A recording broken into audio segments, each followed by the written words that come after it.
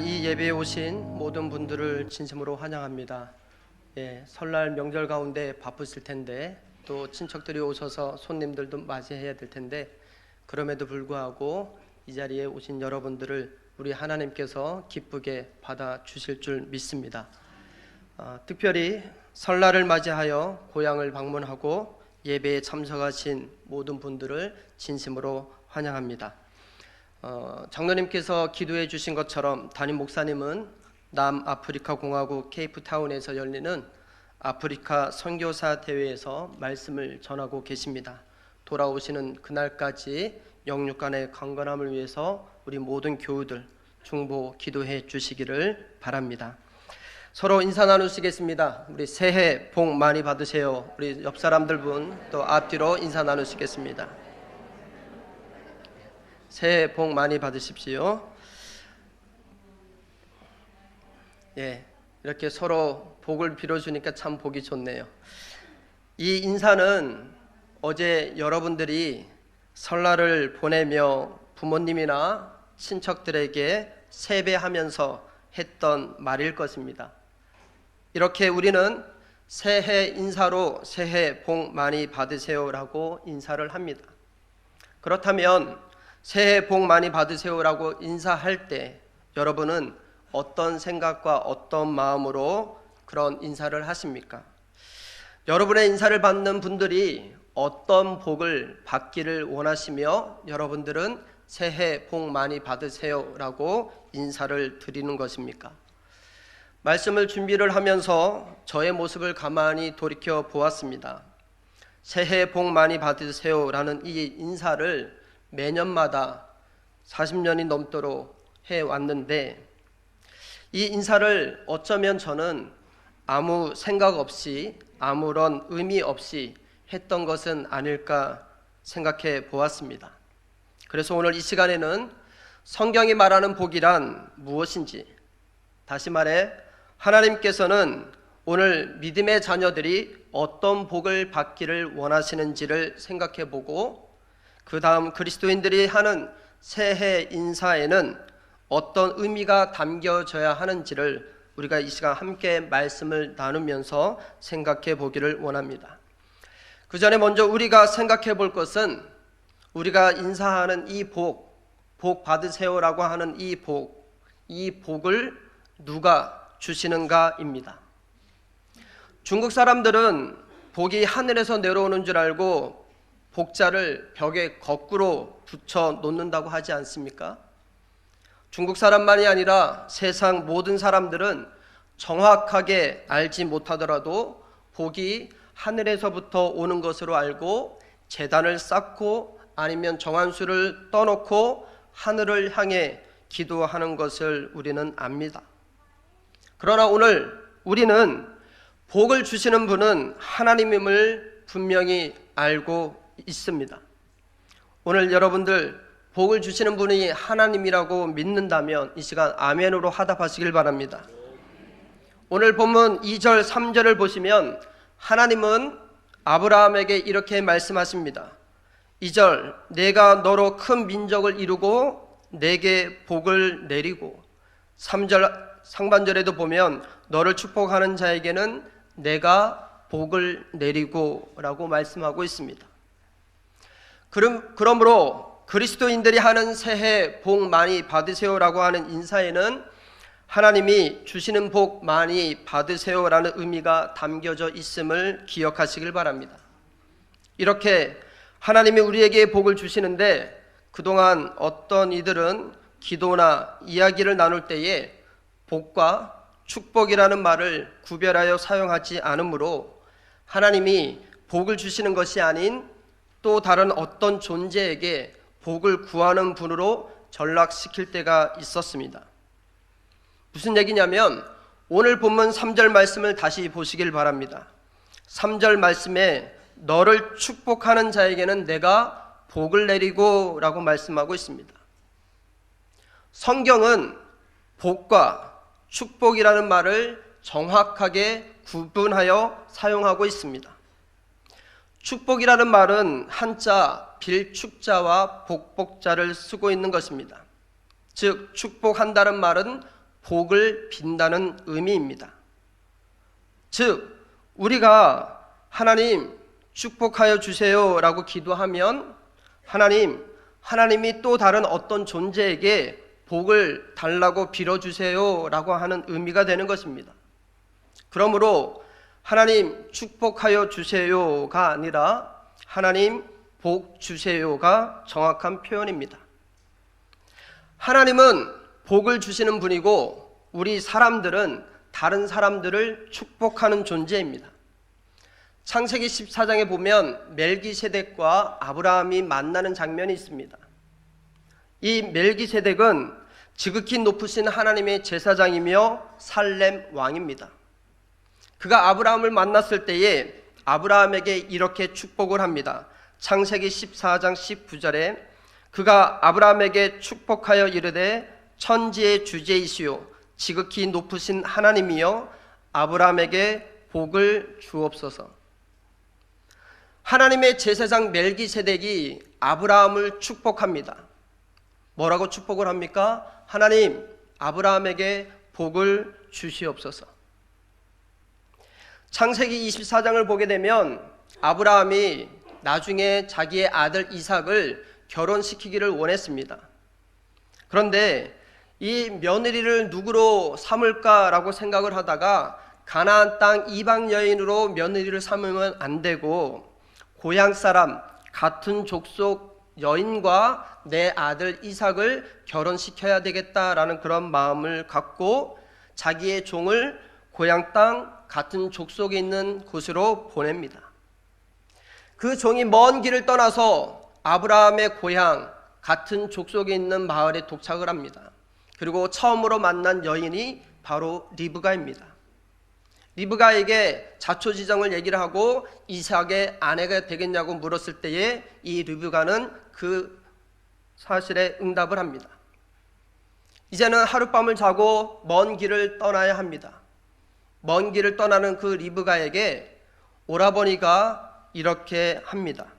창세기 24장 60절에 보면 리브가에게 축복하여 이르되 우리 누이여 너는 천만인의 어머니가 될지어다 내 씨로 그 원수의 성문을 얻게 할지어다.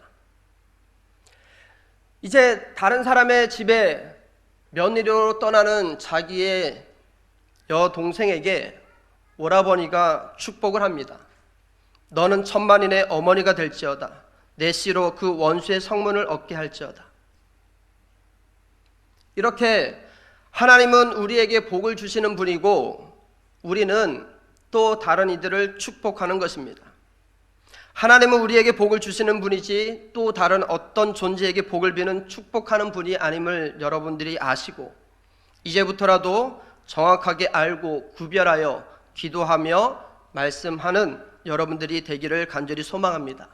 그리고 리브가 오라버니가 축복한 그대로 그 리브가의 삶이 온전히 이루어졌던 것처럼 오늘 여러분들도 여러분들의 자녀나 형제 자매에게 축복하는 삶을 살 수 있기를 간절히 소망합니다. 오늘 본문의 말씀을 보게 되면 하나님께서 아브라함에게 이렇게 말씀하십니다. 너를 축복하는 자에게 내가 복을 주고 너를 저주하는 자에게 내가 저주하겠다. 여러분들의 자녀에게 축복의 말만 할 수 있기를 간절히 소망합니다. 여러분들의 그 축복의 말을 들으시고 하나님께서 그대로 복으로 주실 것입니다. 만약 여러분들이 하는 입에서 저주의 말이 나온다면 하나님께서는 그 저주의 말을 들으시고 그대로 하겠다고 하는 것입니다. 그러니 우리의 말이 얼마나 중요합니까? 여러분들의 입술에는 오직 축복의 말만 나오기를 예수 그리스도 이름으로 간절히 축복합니다. 이제 본격적으로 그러면 하나님은 오늘 우리가 어떤 복을 받기를 원하시는가? 저는 이 질문에 대한 답을 성경에 등장하는 최초의 하나님의 복의 말씀에서 찾았습니다. 그 말씀은 창세기 1장 28절의 말씀입니다. 하나님이 그들에게 복을 주시며 하나님이 그들에게 이르시되 생육하고 번성하여 땅에 충만하라 땅을 정복하라 바다의 물고기와 하늘의 새와 땅에 움직이는 모든 생물을 다스리라 하시니라. 이 창세기 1장 28절의 말씀은 성경에 등장하는 하나님의 최초의 복의 말씀입니다. 이 말씀은 아담과 하와에게 하신 말씀이면서 또한 오고 가는 모든 인류에게 하신 복의 말씀입니다. 그렇다면 이 말씀에는 어떤 복이 담겨져 있을까요? 생육, 번성, 충만, 정복, 다스림 등 여러 가지를 말씀하고 있지만 이것을 하나로 말한다면 생육, 번성입니다. 하나님은 첫사람 아담과 하와가 생육하고 번성하기를 원하셨습니다. 그리고 그 바람대로 사람들은 이 땅 가운데 생육, 번성하여 충만하였습니다. 하나님은 아브라함도 생육하고 번성하기를 원하셨습니다. 실제로 그의 생육, 번성의 복을 그는 받았습니다. 양들이 너무 많아서 조카 롯과 헤어져야 할 정도로 그는 생육, 번성의 복을 받았습니다. 특별히 하나님은 아브라함에게 내가 너로 심히 번성하게 하여 내게서 민족들이 나게 하며 왕들이 나오게 하겠다고 하셨는데 지금 이스라엘의 역사를 돌아보면 그의 복된 말씀이 그대로 이루어진 것을 우리는 알 수가 있습니다. 아담과 하와가 받고 아브라함과 많은 믿음의 선진들이 받은 이 생육 번성의 복을 하나님은 오늘 이 자리에 있는 여러분들이 받기를 원하십니다. 하나님은 여러분들의 자녀들이 생육 번성하기를 원하고 여러분들의 직장과 사업이 번성하기를 원하고 모든 일에 여러분들의 삶에 생육 번성하기를 원하십니다. 바라기는 오늘 예배를 드리는 모든 분들이 하나님이 그토록 바라고 원하시는 생육 번성의 복을 누리시기를 예수 그리스도 이름으로 간절히 축복합니다. 그러므로 그리스도인들이 하는 새해 복 많이 받으세요라는 인사에는 생육하고 번성하세요라는 의미가 담겨져 있습니다. 그러나 이 생육 번성의 복이 진짜 복이 되려면 우리는 모세가 이스라엘 백성들에게 했던 말을 꼭 기억해야 합니다. 모세는 이제 하나님의 부르심을 받고 하늘로 올라가야 됩니다. 그런데 심히도 이스라엘 백성들이 걱정입니다. 하나님께서 약속하신 가나안 땅에 들어가면 젖과 꿀이 흐르는 그 땅에 들어가면 그들은 분명히 하나님의 복을 받을 것인데 그들이 복을 받은 후에 그들의 모습이 변해서 하나님의 복을 계속 이어받지 못할까 봐 모세는 죽기 전에 이스라엘 백성들에게 이런 얘기를 합니다. 너희들이 배부르고 살찌면 돌이켜 다른 신들을 섬기며 나를 멸시하여 내 언약을 어길 것이라. 너희들은 분명히 가나안 땅에 들어가면 너희들이 배가 부르면 이제는 나를 잊어버릴 것이다 라고 그렇게 얘기를 했는데 그 얘기를 들은 이스라엘 백성들이 결단코 자신들은 아무리 하나님께서 복을 주셔도 하나님을 잊지 않겠다라고 얘기했습니다. 그런데 실제로 가나안 땅에 들어간 이스라엘 백성들은 어떻습니까? 얼마 지나지 않아 배가 부르니 하나님을 잊어버렸습니다. 생육 번성의 복을 누리려면 생육 번성의 복을 끝까지 누리려면 오늘 우리가 기억해야 할 것은 배부를 때에 변함없이 하나님을 찬양하고 예배해야 하는 것입니다. 생육 번성의 복을 받았는데 하나님을 멀리하게 되면 그 복은 금방 사라지게 될 것입니다. 이것을 너무나도 잘 알고 있던 어느 권사님은 사업장 예배를 드리러 가신 우리 담임 목사님께 점심 식사 전에 기도 제목이 있느냐라고 물었더니 이런 기도 제목을 부탁했다고 하지 않습니까? 남편의 사업을 망하게 해주세요. 그게 아내의 기도 제목입니다. 왜 그랬을까요? 사업이 잘 되기 전에는 열심히 신앙생활했습니다. 하나님을 붙들고 하나님께 복을 구하고 열심히 헌신하고 충성하며 그렇게 믿음의 생활을 잘 하던 남편이 사업이 잘 되니까 바이어들을 만나고 사람들을 만나고 그래서 주일에는 예배당으로 가는 것이 아니라 골프장으로 가고 그렇게 바뀐 모습을 보면서 저렇게 살다가는 언젠간 쫄딱 망할 텐데, 저렇게 하다가 쫄딱 망하고 이제는 하나님까지도 버리고 멸망의 길로 갈 수도 있겠는데, 그래서 그의 아내는 남편의 사업이 망하더라도 영혼 구원을 위해서 남편의 사업장이 망하게 해달라고 기도 부탁을 했다는 것 아닙니까? 아브라함에게 생육 번성이 복이 될 수 있었던 것은 아브라함은 예배자였습니다. 그가 가는 곳마다 그는 예배했습니다. 그의 삶 속에 하나님께서 생육 번성의 복을 주셨지만 그는 배부를 때에 하나님을 잊어버린 것이 아니라 배가 부름에도 불구하고 생육 번성의 복을 받았음에도 불구하고 그는 늘 하나님 앞에 예배자로 나아갔습니다. 그런데 반대로 아브라함의 조카 롯은 어떻습니까? 아브라함과 헤어질 때는 분명히 아브라함도 롯도 똑같이 생육 번성의 복을 받았습니다. 그런데 그가 헤어진 다음에는 소돔과 고모라 땅에서 정착을 하고 그곳에서 세상 사람들과 접하면서 타협하기 시작을 했고, 하나님이 아닌 세상의 문화와 세상의 욕망과 세상의 쾌락에 빠져 살기 시작했습니다. 그의 결말이 무엇입니까? 하나님이 소돔과 고모라를 멸망시킬 때에 겨우 맨몸으로 빠져나올 수밖에 없었던 처량한 모습이 아닙니까? 그러므로 생육 번성의 복을 받고 그 복을 계속 누리려면 예배자로 살아가야 합니다. 이 시간 이곳에서 예배하는 여러분들이 하나님이 주시는 생육 번성의 복을 누리시길 예수 그리스도의 이름으로 간절히 축복합니다. 두 번째로, 하나님은 우리가 어떤 복을 받기를 원하실까요? 신약으로 넘어오게 되면 성경이 말하는 복의 개념이 달라지는 것을 보게 됩니다. 구약에서는 하나님께서 모든 하나님의 백성들이 생육 번성하기를 원하셨지만 신약으로 넘어와서 예수님이 공생애를 시작하시면서 말씀을 전하실 때에 성경이 말하는 복의 개념이 바뀝니다. 예수님이 공생애를 시작하면서 처음으로 하신 말씀이 무엇입니까? 회개하라, 천국이 가까이 왔느니라입니다.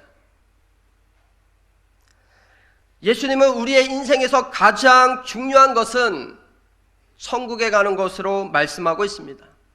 이 세상을 살아가는 우리가 받아야 하는 진정한 복은 예수 그리스도를 믿고 구원받는 것입니다. 그래서 예수님은 마태복음 18장에서 이렇게 말씀을 하십니다. 내 손이나 내 발이 너를 범죄하거든 찍어내버리라. 장애인이나 다리 저는 자로 영생에 들어가는 것이 두 손과 두 발을 가지고 영원한 불에 던져지는 것보다 나으니라. 내 눈이 너를 범죄하거든 빼어내버리라. 한 눈으로 영생에 들어가는 것이 두 눈을 가지고 지옥불에 던져지는 것보다 나으니라라고 분명히 말씀하고 있습니다. 또한 예수님은 구원받지 못한 부자와 구원받은 거지 나사로를 이야기하시면서 구원의 복과 이 땅에서 부귀 영화를 누리는 복과는 비교할 수 없음을 말씀하고 계십니다. 사랑하는 성도 여러분, 예수님이 말씀하시는 영원 구원의 복을 여러분들은 받으셨습니까? 이 질문에 대한 정확한 답은 지금이 아니라 먼 훗날 하나님 앞에 섰을 때 우리는 할 수 있습니다. 왜냐하면 지금 우리는 이 구원의 길을 달려가고 있는 현재 진행형 상태이기 때문입니다. 지금 내가 믿음의 길에 있다고 안주해서도 안 되고, 지금 내가 열심히 신앙생활하고 있다고 자만하거나 자랑해서도 안 됩니다. 왜냐하면 믿음의 길을 걸어가던 많은 사람들 중에 그 길을 포기하고 세상으로 돌아간 사람들이 있기 때문입니다. 대표적인 사람이 세상을 사랑하여 사도 바울을 버리고 떠난 데마입니다. 제가 알고 있는 가까운 사람은 고등학교 때 열심히 예수님을 믿었습니다. 은혜 받았습니다. 그래서 자신의 인생을 주를 위해 헌신하겠다고 고등학교를 졸업하면서 입시를 신학대학교에 가서 보았습니다. 성적이 우수해서 과 수석으로 합격을 했습니다. 그런데 군 문제 등 여러 가지 문제가 있어서 바로 입학을 할 수가 없었습니다. 후에 그는 어떻게 되었을까요? 지금은 신앙생활조차 하지 않고 있습니다. 저와 함께 학창시절을 교회에서 열심히 보냈던 저의 친구들과 선후배들이 있습니다. 지금은 어떻게 지내고 있을까요? 대부분의 친구와 선후배들은 신앙생활을 하고 있지 않습니다. 그러므로 내가 믿음의 길에 있다고 안주하거나 자랑하거나 자만해서는 안 됩니다. 오늘 여러분들이 지금 이 예배 자리에 있다고 자만하거나 안주하지 마시고 열심히 이 믿음의 길을 완주하며 달려가시길 예수 그리스도 이름으로 간절히 축원합니다. 반대로 지금 내 가족 중 한 사람이 세상길에 있다고 낙심하거나 낙담하거나 좌절할 필요도 없습니다. 다른 사람이 세상 가운데 빠져 있다고 왜 저 사람은 저럴까? 왜 저 가정에는 왜 저런 자녀가 있을까? 라고 정죄해서도 안 됩니다. 왜냐하면 예수 믿는 자들을 핍박하며 옥에 가두고 죽이는 일에 동참했던 바울은 후에 예수님을 만난 후 복음을 전하고 순교자가 되었기 때문입니다. 한국 교회사에 김익두라는 목사님이 계십니다. 그는 10대 어린 시절에 아버지를 일찍 여의었습니다. 그래서 일찍이 가정을 책임져야 하는 그런 부담감으로 살아갑니다. 열심히 일을 했습니다. 가정도 꾸리고 그리고 사업도 잘 되어 가고 있었습니다. 그런데 어느 날 친구가 찾아왔습니다. 보증을 서달라고. 연대 보증을 서주었는데 그 일이 잘못되어서 한순간에 조상 대대로 물려받았던 땅과 집을 날려버리게 됩니다. 그런 그 일로 인해서 결국 술주정뱅이가 되고 동네 망나니가 됩니다. 사람을 치고 시장에 물건을 발로 차고 부수고 그렇게 그 사람이 시장에 나타나지 않기를 내 집에 물건은 차지 않기를 늘 가슴 졸이며 살아가야 했던 그렇게 살아가게 만들었던 사람이 바로 김익두라는 사람입니다. 그러던 어느 날 장터에서 그가 선교사님으로부터 전해준 전도지를 받게 됩니다. 집에서 누워서 그 전도지를 읽다가 마음에 찔림이 있었습니다. 그리고 며칠 후에 친구와 함께 부흥회에 참여하게 됩니다. 그 부흥회에서 그는 자신의 죄를 회개하고 하나님 앞에 새로운 삶을 살기로 결단하며 목사가 되고 복음을 전하는 자가 되었습니다. 사랑하는 성도 여러분, 예수님이 말씀하신 구원의 복을 꼭 받으시길 바랍니다. 지금 달려가고 있는 이 믿음의 경주를 끝까지 완주하여 하나님께 잘했다 칭찬 듣는 성도님들이 되기를 간절히 소망합니다. 그리스도인들이 하는 새해 복 많이 받으세요라는 인사에는 예수 믿고 구원 받으세요라는 의미가 담겨 있습니다. 혹 여러분의 가족이나 친척 중에 예수님을 믿지 않는 이들이 있다면 꼭 새해 인사를 할 때에 마음으로는 예수 믿고 구원 받으세요라고 입으로는 새해 복 많이 받으세요라고 하면서 인사 나눌 수 있기를 간절히 소망합니다. 그 기도, 그 소망이 언젠가는 이루어질 줄로 믿습니다. 그래서 우리가 노방 전도를 할 때 예수 믿고 복 받으세요라고 하는 것입니다. 그 복은 구원의 복입니다. 복은 하나님이 주시는 것입니다. 복 받으세요라는 인사에는 하나님이 말씀하신 생육 번성과 구원이라는 복이 담겨 있습니다. 설날을 맞이하여 오늘 이곳에서 하나님께 예배하는 모든 분들을 올 한 해 하나님께서 생육하고 번성하는 복을 주실 줄 믿습니다. 그리고 온 가족이 천국에 들어가는 구원의 복을 여러분들이 누리게 될 줄로 믿습니다. 그리고 이 복을 다른 이들이 받기를 소망하며 아브라함을 축복했던 멜기세덱처럼 멀리 시집가는 리브가를 축복했던 그의 오라비처럼 여러분들도 올 한 해 축복하는 삶을 살아가시기를 예수님의 이름으로 간절히 축원합니다. 새해 복 많이 받으세요. 기도하시겠습니다. 하나님 감사합니다. 하나님께서 오늘도 우리에게 귀한 은혜를 주심을 감사드립니다. 지금까지 해왔던 복 받으세요라는 인사 속에 이런 영적 의미가 담겨져 있음을 깨닫게 하여 주옵소서. 그리고 이제 우리 모두가 축복하는 삶을 살아갈 수 있기를 간절히 소망합니다. 그 축복의 말을 들으시고 하나님께서 복을 주시겠다고 말씀하셨기에 그 믿음으로 자녀들을 축복하게 하시고 성도들을 축복하게 하시고 모든 이들을 축복하는 우리 모두가 되게 하여 주옵소서. 감사드리며 이 모든 말씀 우리를 구원하신 예수님의 이름으로 기도드리옵나이다. 아멘.